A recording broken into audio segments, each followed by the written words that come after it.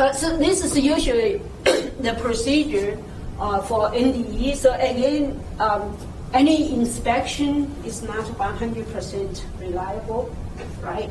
And a lot of times you're only detecting things that is a symptom of the actual problem. So you really need to know what is the problem, right? So for example, if you have a headache, it could be that you just need to drink more water, or you could have a tumor, right? So this is the same thing for the parts. So usually you will apply a stimulus to the component, and then you record the response. As I said, so in this case, you are really measuring the symptom. You probe the sample somewhat, and then you get the symptom. So now you need, based on the symptom or based on whatever you measured, you need kind of interpret that indication, whether you extract the indication from the inspection to quantify into some numbers, and then you need to interpret that to say, is that a false indication, right? Or it is a non-relevant indication. So false indication means it's wrong, it's come from something else. Non-relevant might be just something else happened, it's not really correct. And the only thing needed action is the relevant indication.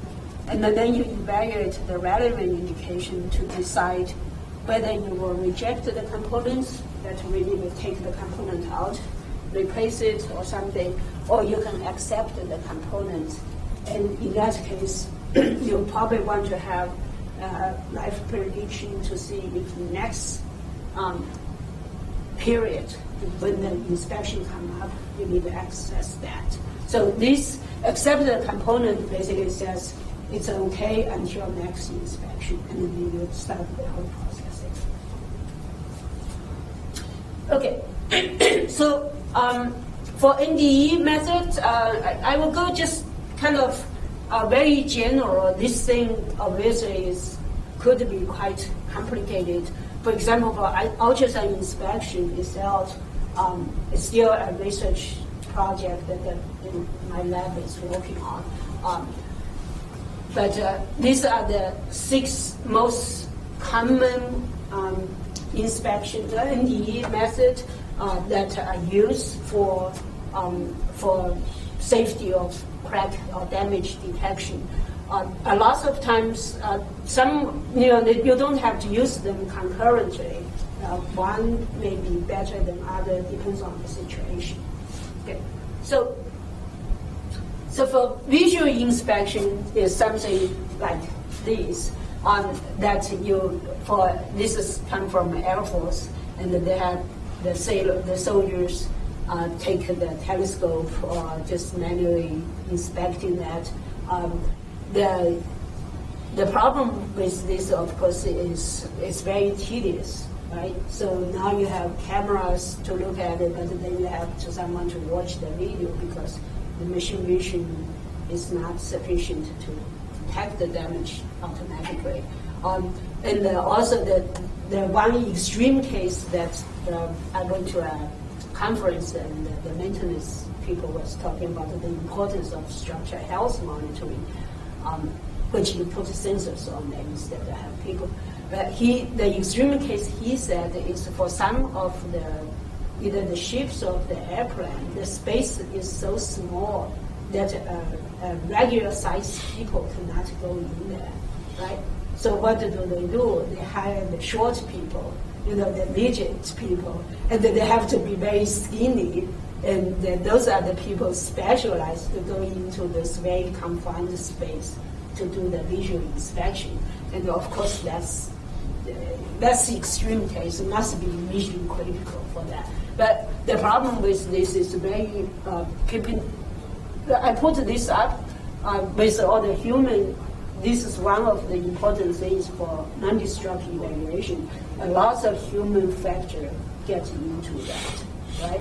If that person is in charge of looking through a microscope 8 hours per day, how much trust do you have on his capability to be able to perform the inspection consistently over those 8 hours?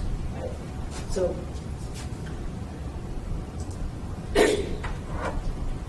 that's the visual inspection. And so this one is similar visual. Sometimes they use camera, but in this case, the crack sometimes, most of the time when you do inspection, it's unloaded, right? So when you unload, the crack actually closes by itself because of, for example, the wing. If it has a crack at the bottom of the wing, when sitting there, the gravity pulls down, so the wing goes like this, and that actually closes the crack. So either you have to kind of push it up, or you have to find another way to help you identify that. So in this case, they use the dye penetrate. So basically, it's kind of like painting.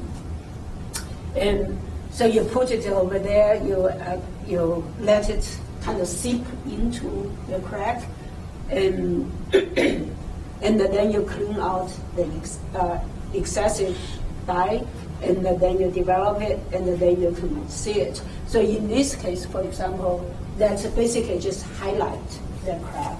Or sometimes they will use a fluorescent dye so that you can use a fluorescent lamp or a shine on it, and then it has different color.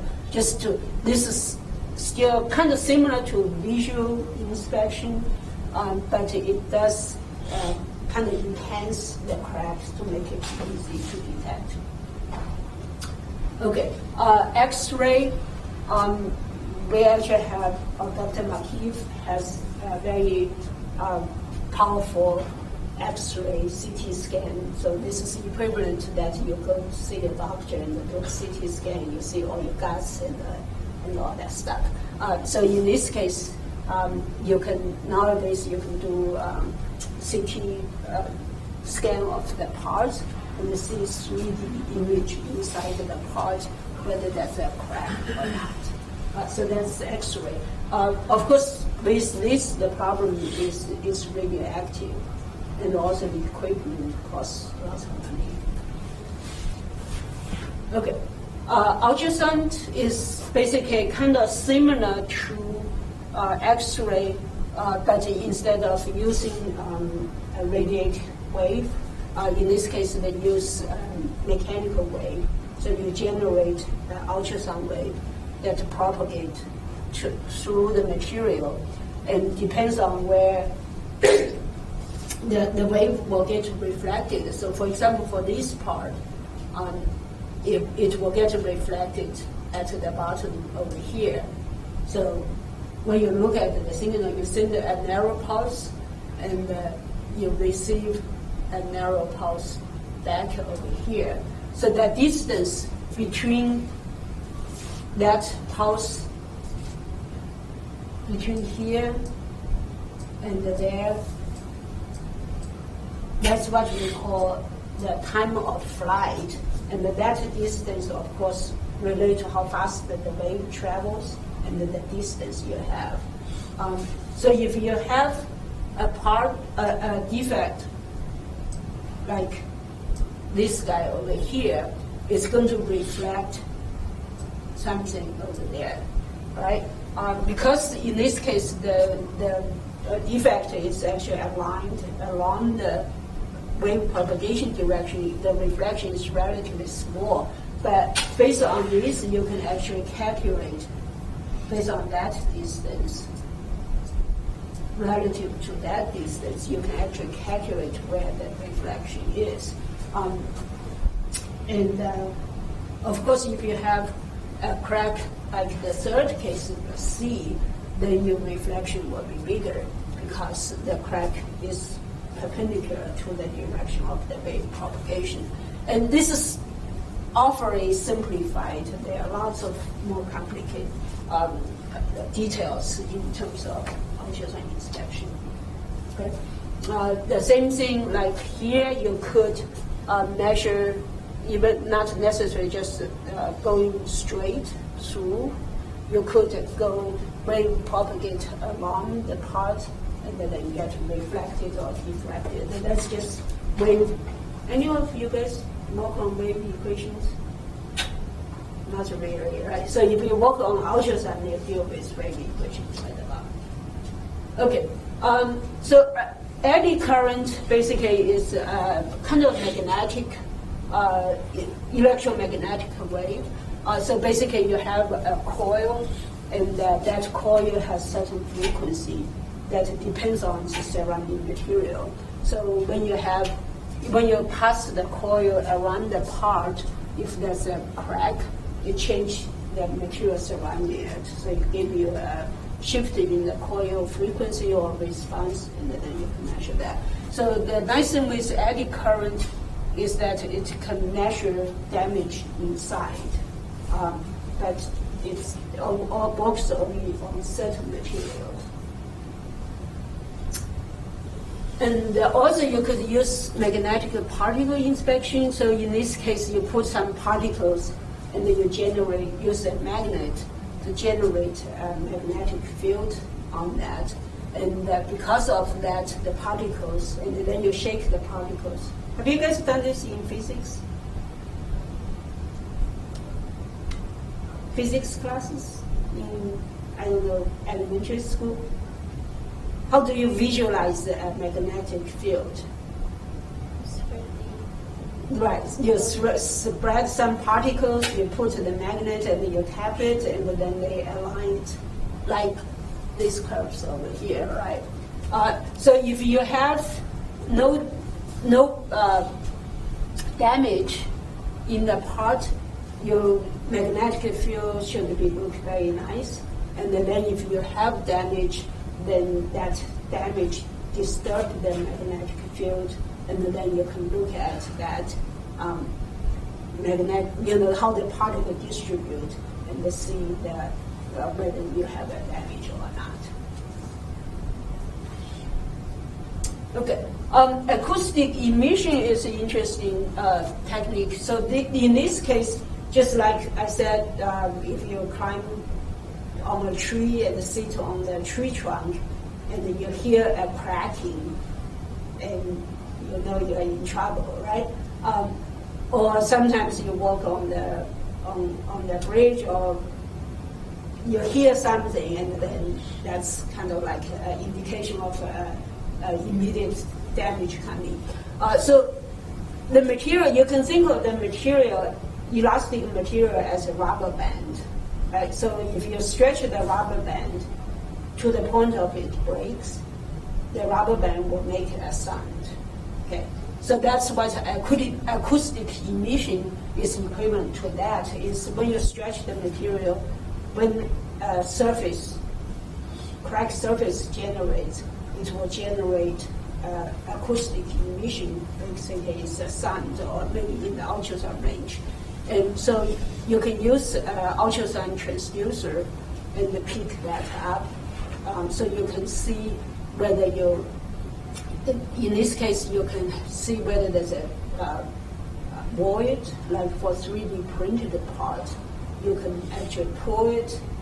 Each void will probably propagate and generate this acoustic sound. Acoustic emission. So you can count how many acoustic emission hits you have and estimate what's the quality of that part. So for a poor quality part, you probably will hear a lot of them, and for a high quality part, you just hear very sparse of them. So that's the acoustic emission part. And also you could use multiple transducer, and that depends on, so you have a source, you take the wave certain time to propagate, right? So it depends on where you put the transducer. You can actually do triangulation and find out where the source is. So that gives you an advantage of detecting the location of the damage. So those are the 6 common damage detection technique, or non-destruction evaluation technique. So you can characterize this different technique based on different way of looking at the problem. One is active technique. One way is to divide them into active between active and passive.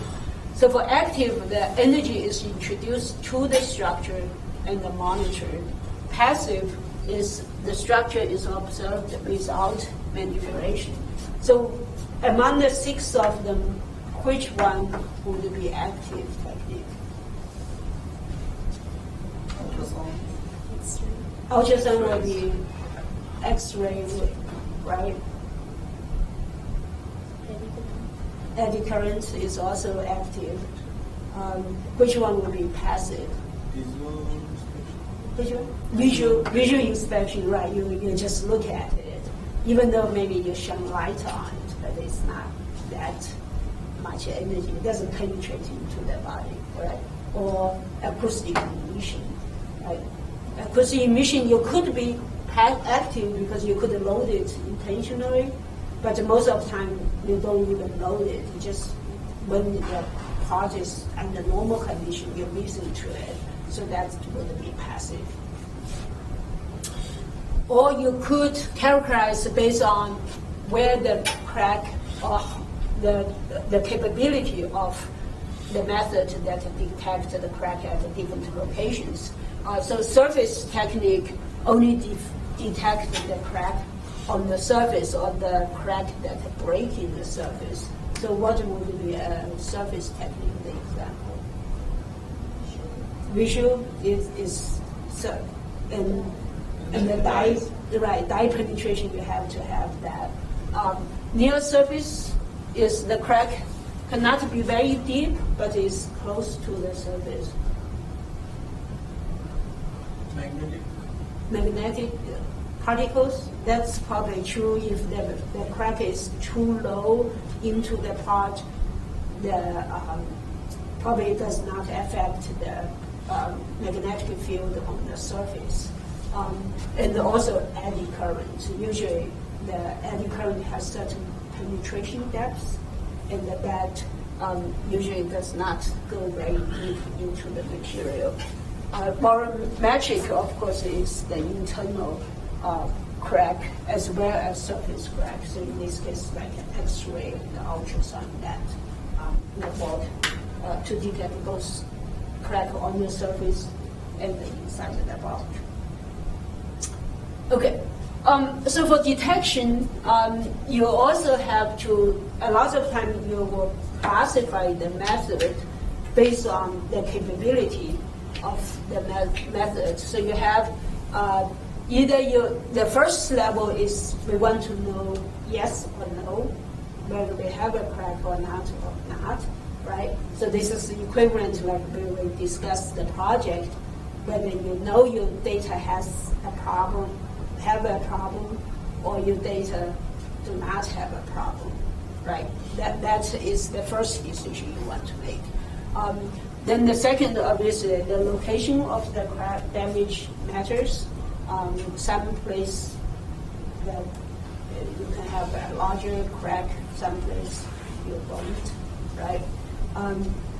And then quantify the severity of the damage. So once you know the location, you know the size, now you need to evaluate how bad is the damage, right? So that's really depend on the situation you have.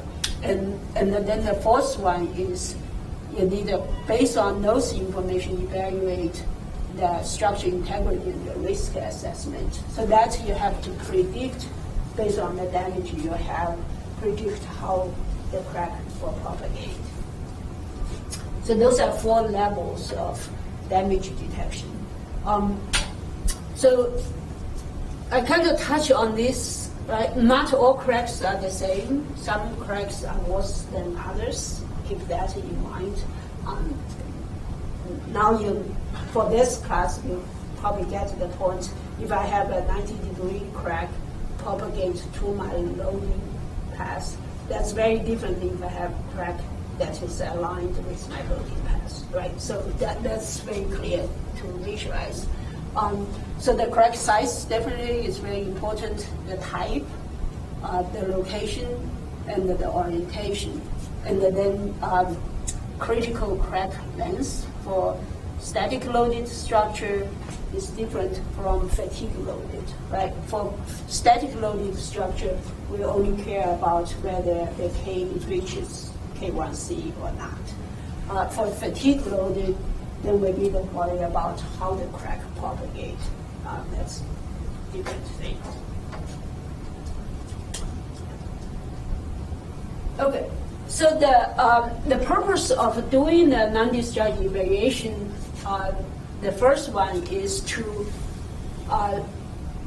establish a minimum detectable size, A0, because now we know that we cannot, at this point at least, any components we produce would have defect. We cannot produce perfect material with no defect. It's just a matter of how big is the defect. So we need to be able to establish that. So this is again is what you don't know sometimes is more dangerous than what you know. So you need to know the minimum size of your defect. Then once you have that, you can use to determine inspection period so that you can decide when you need to come back and check it again. And that usually is specified as half of the time it will require for a miscrack to actually grow to failure, right? So you know, okay, from here, how long it's going to take me to failure, and I'm going to wait. So because you, as I said, non-destructive evaluation is not 100% accurate, that means you're born with some cracks, right? So if you miss it, you don't want to let it grow and break your part. So you need to double check in a sense that you come back after certain use. Hopefully now this crack has grown, and then you can inspect, you can detect it. So that's, again, is redundancy here.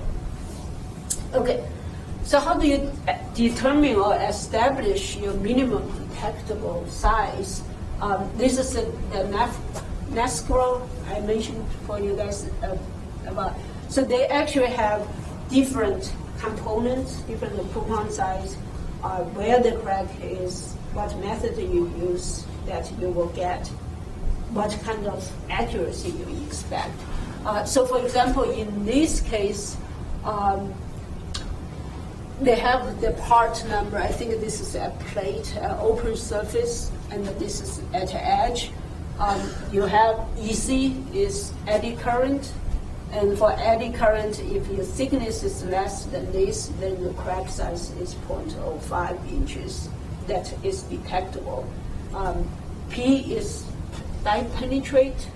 For two different thickness, you have different accuracy, which makes sense. Or magnetic particle, again, you have different accuracy, right? So that's what you should go by. And these tables are not randomly drawn up by doing one or two experiments. This has gone through very rigorous quality control, statistical analysis, and all that stuff. So this will be your guideline for your design. That if you're going to suggest using eddy current, then this will be your minimum damage crack size you will assume for your calculation.